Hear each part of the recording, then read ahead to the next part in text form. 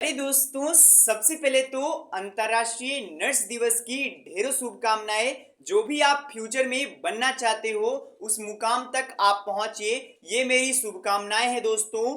आज की डेट में यानी कि 12 मई 2024 के डेट में बिहार स्वास्थ्य विभाग के माध्यम से कई सारे बड़े अपडेट जारी कर दिए गए हैं, जहां पर कि बीटीएससी एएनएम 10,000 छात्रों की रिगार्डिंग में भी कुछ अपडेट्स में आप सभी को समझाने वाला हूं।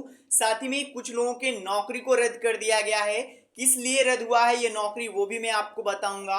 और भी कई सारे सूचनाएं होने वाले हैं, तो वीडियो के लास्ट तक बने रहिएगा। और जो भी स्टूडेंट चैनल पर नए आए हो, चैनल को सब्सक्राइब जरूर जरूर कर लीजिएगा। अब चलिए दोस्तों, जानकारी के ऊपर चलते हैं।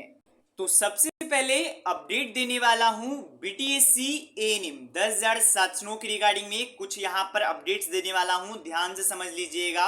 सबसे पहले तो मैं आपको अपडेट दे देना चाहता हूं एसएलपी को लेकर के। यूट्यूब पर बहुत सारे आपको बात बताए जा रहे होंगे कि एसएलपी इनके द्वारा फाइल कर दिया गया है, सरकार के द्वारा फाइल कर दिया गया है। तो मैं आपको बेसिक इंफॉर्मेशन बता देना चाहता हूं कि जो कि सभी को समझ लेना है। अभी के अनुसार एसएलपी जो बिहार सरकार है उसके माध्यम से फाइल नहीं किया गया है।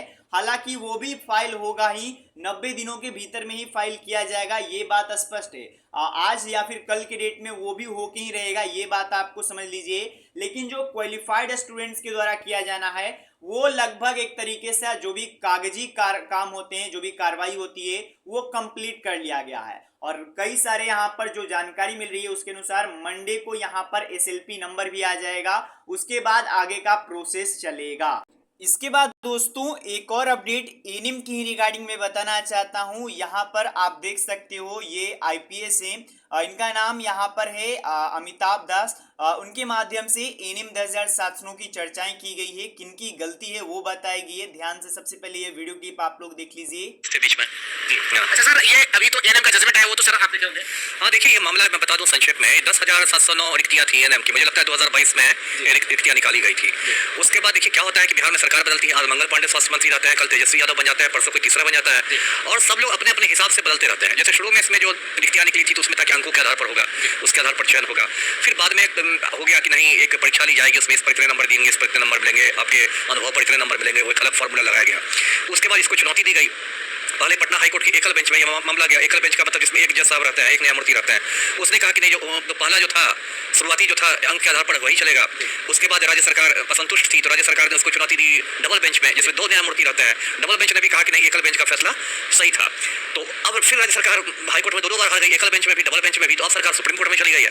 अब क्या है, देखिए इसमें क्या हो रहा है कि 2-3 बातें। एक तो क्या है कि उम्र निकलती जा रही है बच्चों का, है ना। नेताजी की तो उम्र कभी नहीं निकलती है, वो तो 90 साल में भी युवा और कर्मठ रहते हैं। जो उम्र निकलती है वो मतलब जो लड़के लड़कियां अभ्यर्थी हैं उनकी ही निकलती है। तो उम्र निकल रही है। अब कब सुप्रीम कोर्ट में गया तो फैसला लटक गया, अनिश्चितता की स्थिति आती है ना। और सबसे बड़ी बात देखिए, एक मोटी बात है, एक लोग कहते हैं कि खेल शुरू होने के बाद नियम नहीं बदला जाता है ना। एक बार जब सिटी बदल गई मैच शुरू होने की, तो बीच में आप नियम नहीं बदलते जाइए। लेकिन बिहार में मैं देखता हूँ एक पैटर्न हो गया है, इसको शैक्षणिक अराजकता कहा जाएगा, कि खेल शुरू होने के बाद उसमें बीच में होम्योपैथी के डोज की तरह छोटे छोटे नियम बदलते जा रहे हैं। आज एक विज्ञप्ति निकलती है, फिर 10 दिन बाद एक दूसरी विज्ञप्ति निकलती है। कभी निकलता है कि ये रहेगा, फिर निकलता है कि भाषा की जो अर्हता थी उसको समाप्त किया जाता है, फिर ये होता है। आपको याद होगा कि जब शिक्षकों की बहाली, तो बेसिकली उनके द्वारा यही बताया जा रहा है कि सरकार की गलती के कारण से स्टूडेंट्स को यहाँ पर बहुत ज़्यादा दिक्कत हो रहा है। उन लोगों का उम्र यहाँ पर लगातार बढ़ता जा रहा है और वो नौकरी के लिए भी बाद में एलिजिबल नहीं होंगे, यही बात किया गया है। इसके बाद अगला अपडेट बताना चाहता हूँ। स्वास्थ्य विभाग की बड़ी कार्रवाई की गई है। 8 लैब टेक्नीशियन की गई है नौकरी से बाहर। इन सभी पर एक तरीके से एफआईआर भी दर्ज करा दिया गया है, क्योंकि इन सभी को फर्जीवाड़ा में पकड़ा गया है, यानी कि फर्जी तरीके से नौकरी लिया गया था इनके द्वारा। तो फेक लेटर निकाल करके, फर्जी लेटर निकाल करके इन्होंने 2022 वर्ष 2022 में यहाँ पर नौकरी लिया था। अब इसी को लेकर के इन सभी पर कार्रवाई की गई है, एफआईआर दर्ज हो चुका है। साथ में इन सभी को विभागीय जांच में ये पाया गया, इसके बाद इन लोगों को नौकरी से भी बाहर कर दिया गया है। इसके बाद ये भी आप अपडेट पढ़ सकते हो, जो नर्स दिवस आज के डेट में मनाया जा रहा है तो उसकी विशेषता क्या है वो यहाँ पर आप लोग पढ़ सकते हो। कई सारे इंपॉर्टेंट्स आप सभी को बताए गए हैं, किस प्रकार से नर्स अपने काम करते हैं और किस जिम्मेदारी के साथ ये काम करते हैं। कई सारे नर्सों का यहाँ पर विवरण दिया गया है, जानकारी दिया गया है। कोई पीएमसीएच के कार्यरत है तो कोई यहाँ पर पीएचसी के हैं, वो यहाँ पर पूरा आप लोग अपडेट पढ़ पाइएगा।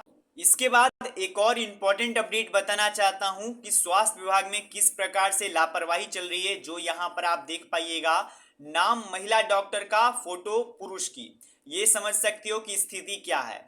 बिहार के स्वास्थ्य विभाग में चल रहा है यहां पर कामचोरी का खेल। एक बड़ा खेल चल रहा है जहां पर कि नाम कोई लड़की का है, लेकिन जो पिक्चर लगाया हुआ है या फिर कार्यरत हैं वो डॉक्टर हैं। ये बेसिकली यहाँ पर इसलिए किया जाता है, आपको पता होगा डॉक्टर्स हैं जो कि अहम, एक तरीके से मेडिकल क्षेत्र में वो बहुत ही अहम होते हैं। और आपको पता है डॉक्टर्स का एक गलत आदत ये भी है कि वो क्लिनिक खोल लेते हैं अपने घर साइड में, या फिर जहां पर भी उनको गवर्नमेंट से भी पैसा आ जाता है, फिर जो वो क्लिनिक खोलते हैं वहां से भी पैसा आ जाता है। अब इसी कारण से वो ड्यूटी पर नहीं जाते हैं। इसी कारण से अगर आप अस्पताल जाइएगा तो लिख कर ले लीजिए 50% चांस है कि यहाँ पर जो डॉक्टर होते हैं वो अपने ड्यूटी से गायब होंगे।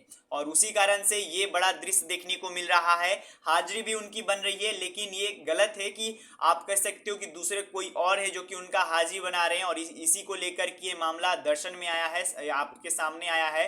पूरा अपडेट आप पढ़ सकते हो कि सीएचसी में एक महिला डॉक्टर के आगे पुरुष डॉक्टर की तस्वीर है, जबकि ड्यूटी पर महिला डॉक्टर की लॉगिन है। तो यहाँ पर मामला पढ़ सकते हो। स्वास्थ्य विभाग ने जिलों को पत्र भेजकर यहाँ पर कहा है कि इसका जांच किया जाए और जो भी ये दिक्कतें हैं उसे यहाँ पर क्लियर किया जाए।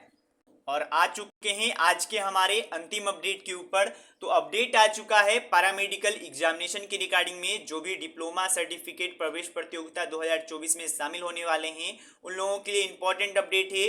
बिहार संयुक्त प्रवेश प्रतियोगिता परीक्षा परिषद के माध्यम से यहाँ पर आवश्यक सूचना जारी कर दिया गया है। जो भी पीई यानी कि पॉलिटेक्निक, पीएमएम यानी कि जो भी यहाँ पर इंटरमीडिएट, एएनएम, जीएनएम का डिप्लोमा करने वाले, इन फ्यूचर में करने वाले हैं, उन लोगों के लिए इंपॉर्टेंट अपडेट है। यहाँ पर पूरा अपडेट आप पढ़ पाइएगा। सबसे पहले तो आपको अपडेट दिया गया है कि दिनांक 11/5/2024 निर्धारित किया गया है आप लोगों के रजिस्ट्रेशन की अंतिम तारीख। इसके बाद नीचे आप लोग को जानकारी दिया गया है ऑनलाइन रजिस्ट्रेशन क्लोजिंग डेट, और यहाँ पर आपका एप्लीकेशन फॉर्म का यहाँ पर रजिस्ट्रेशन डेट, यहाँ पर सभी डेट यहाँ पर बता दिया गया है। आप लोग का एडमिट कार्ड कब तक जारी होगा, आप लोग का एग्जाम कब होने वाला है, यहाँ पर postponed exam date of examinations भी बता दिए गए हैं।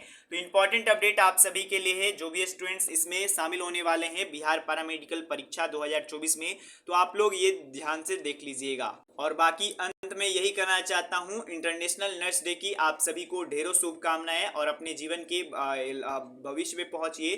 धन्यवाद दोस्तों, मिलते हैं।